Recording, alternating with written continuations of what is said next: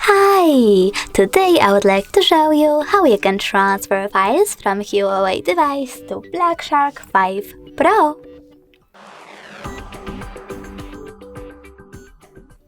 You need to start by opening App Gallery on Huawei and Play Store on Black Shark. Now you need to click on the search bar, type in Send Anywhere and install this free app from this developer. When it's ready, just open it. From this screen here, you need to choose I accept, confirm, continue and allow. Then do exactly the same on the other device.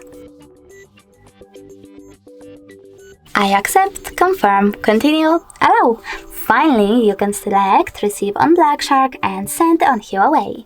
Then click on all of those type of dots and choose Send. This way you will choose all of your files and then transfer them. It will take a long time to transfer all of mine now, so I will go into Photos, select only one, tap on Send and click on Got It. Now on Black Shark, choose No Thanks and close this window. As you can see now, we have two connection ways. We can scan this QR code using this scanning icon, choosing while using the app or only this time and pointing our camera at the code.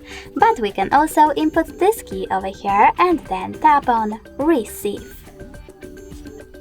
Now in a couple of seconds, as you can see, my picture